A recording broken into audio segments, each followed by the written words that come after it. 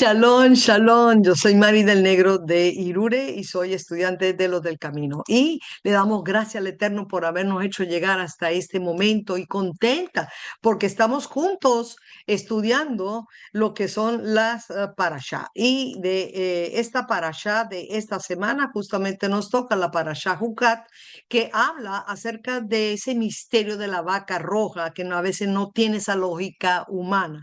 Vamos a revisar el mandamiento 397. Y para ello nos vamos a número 19, verso 2, que dice así: Esta es la ley de la Torá que Adonai ha ordenado diciendo, habla a los hijos de Israel para que traigan una vaca roja sin defecto que no tenga imperfección y sobre la cual no haya puesto yugo.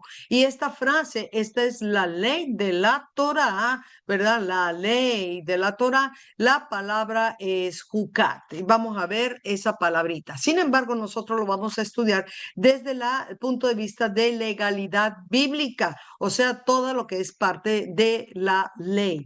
Y vamos a utilizar la escalera educativa que nos enseñó nuestro maestro Rico Cortés. Así que los invito que los mismos mandamientos, pero los otros puntos de vista que lo van a presentar mis hermanos, los del camino, por favor vaya a teshuvatv.com o Tesoro del Templo o bien en Facebook, en el grupo Los del Camino, y allí usted puede estudiar los otros contextos de estos mandamientos. Pero, ¿qué es entonces una jucá? Primero tenemos que tomar en cuenta que los mandamientos se dividen en tres categorías. Los mishpatim, que son racionales, como por ejemplo no robar, no asesinar, para nosotros es lógico. Los edot, que son los que están asociados a los rituales, como por ejemplo del Shabbat o Pesach, y los hukim o hukat, ¿verdad? Que son decretos divinos que a veces no tienen una lógica aparente para el ser humano. Y nos vamos a enfocar justamente en esa de la vaca roja. Vamos a considerar ese verso que dice, esta es la ley o decreto de la Torá, esa Sot Hukat HaTorá, ¿ok? Que es una jucá.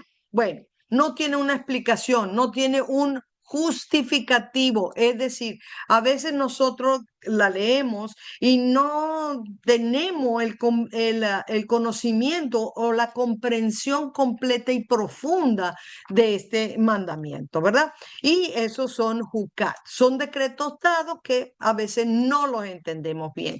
El mismo Solomón Hamelech, el rey Salomón, dijo en el Midrash Bamidbar Rabbah 19.1, dice que pensé entenderla, pero está lejos de mí. O sea que el más sabio de todos los sabios tampoco la entendía completamente. Ramban en la Guía de los Perplejos dijo, Dios ordena ciertas cosas sin darnos una razón, o sea, un razonamiento de ello. ¿Para qué? Y esto es lo interesante que dice Ramban, para poner a prueba nuestra sumisión a su voluntad. O sea que para Ramban esto es simplemente ver si nosotros nos sometemos a lo que es la voluntad del Eterno. Para eso están estos decretos divinos. Ok, interesante. Pero tenemos que tener una diferencia, entenderla, porque hay precepto, hay mandamiento, hay estatuto y hay leyes. ¿Y cuál es la diferencia entre todas ellas? Fíjese que va desde Génesis 26:5 o Deuteronomio 6:1 también lo menciona, ¿verdad? Este es el mandamiento, los estatutos y la ordenanza. O Deuteronomio 8:11 que dice, cuídate y no olvidarte de Adonai tu Elohim para cumplir sus mandamientos, sus decretos, sus estatutos y que te ordeno hoy. O sea que hay una diferencia. Vamos a ver, ley. Ley es un conjunto de regulaciones, ¿verdad? O mandamientos. Son normas prácticamente, mi hermano, para dirigir una sociedad. Los mandamientos son mandatos, son decreto, ordenanza o es una orden. Estos son sinónimos para nosotros, ¿verdad? Y en la Biblia lo llaman mandamiento. El decreto es el mandamiento, pero es una orden emitida por el gobernante. No pueden cambiarse. Los preceptos pueden ser positivos o negativos, como por ejemplo no harás. Y los estatutos son las reglas, cómo nosotros vamos a cumplir los mandamientos. Ahora, el edicto es una publicación o decreto de rey y los juicios son meditaciones para tomar una decisión, es decir, la decisión ahora es lo que llaman veredicto o fallo acerca del caso, ¿ok? Así que decreto, ordenanza o la palabra jucat es dada por un rey o gobernante, ¿ok? Para imponer su voluntad. Para nosotros también a veces le decimos ordenanza, pero lleva es que la persona que la dio tiene la autoridad para castigar al desobediente. El mandamiento, mandato u orden es también una regla general y fija para seguir en una sociedad, pero es ordenada en este caso por Dios y es de cumplimiento obligatorio, como los 10 mandamientos. Ahora, la orden es dada a un súbdito, ¿ok? Pero en un momento determinado o individual, esto también, a pesar de eso, tiene la obligación de cumplirse, ¿ok? Ahora, ¿qué estamos diciendo? Que simplemente la ley o la constitución de un país, para nosotros, pues la palabra o la Torá, que está compuesta por los 5 libros de Moisés, tiene leyes. Para nosotros hay 613 mandamientos, pero estos mandamientos podemos ver que son decreto, ordenanza o jucat, o son una orden o una mitzvah.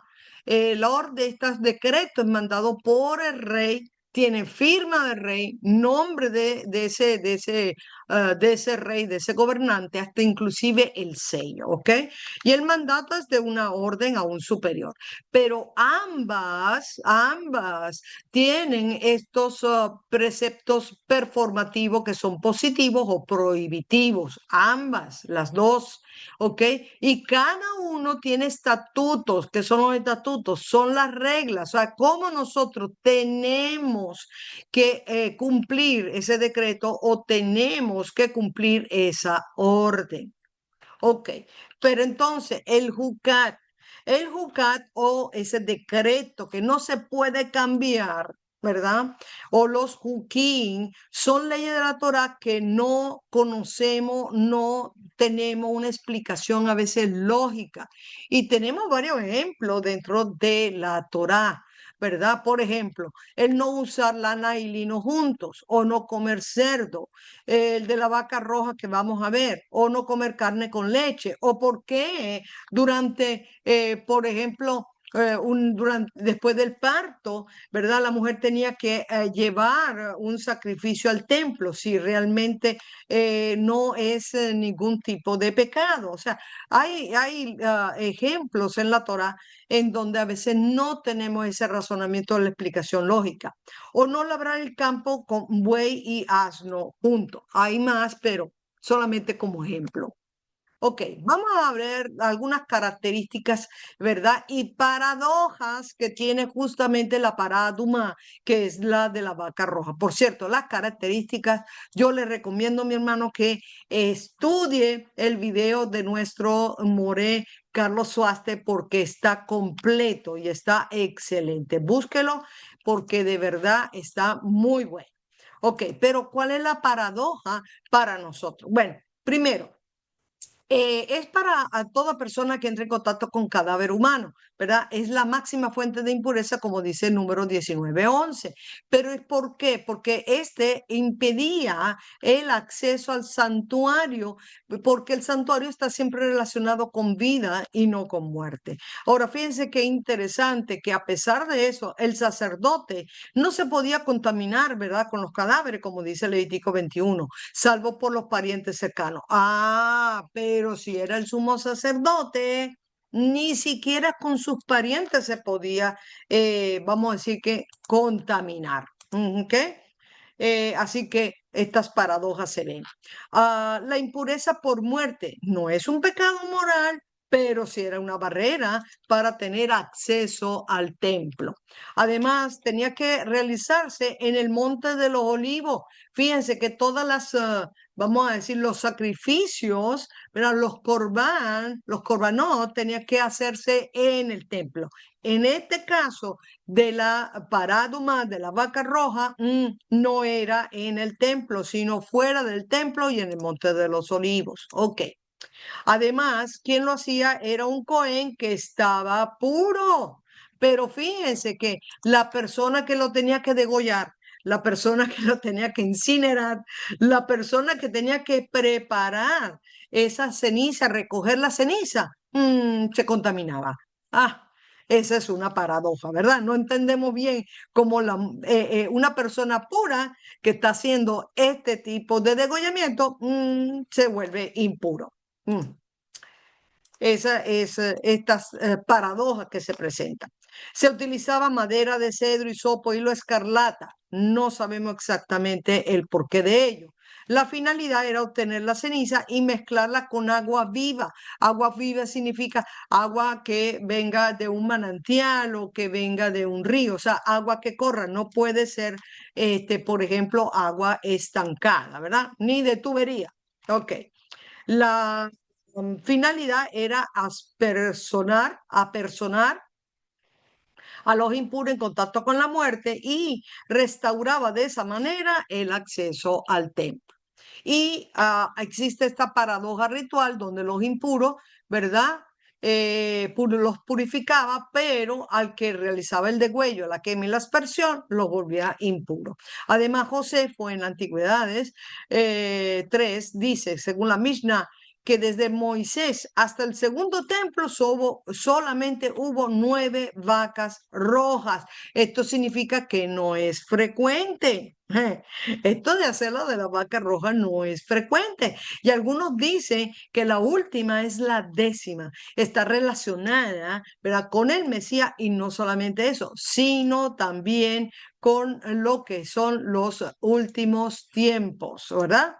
Con la redención.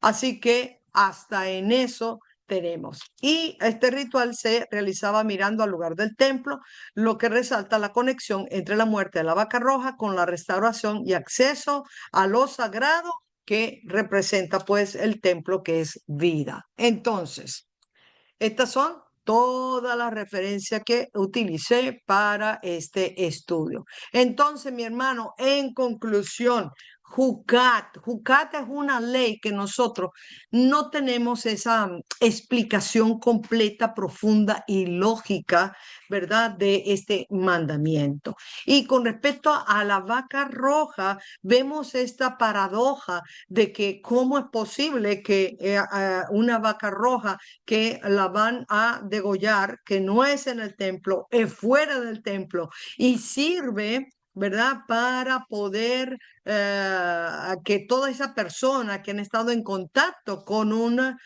cadáver humano ahora se vuelva impuro y pueda, con la ceniza de esta vaca roja y agua viva, pueda volver nuevamente a ese estado de pureza y poder entrar nuevamente al templo. Pero que quien realiza vamos a decir, ese degollamiento de la vaca roja, ¿verdad? Esa utilización de la ceniza se vuelve impuro. Y no solamente él, inclusive las vestimentas.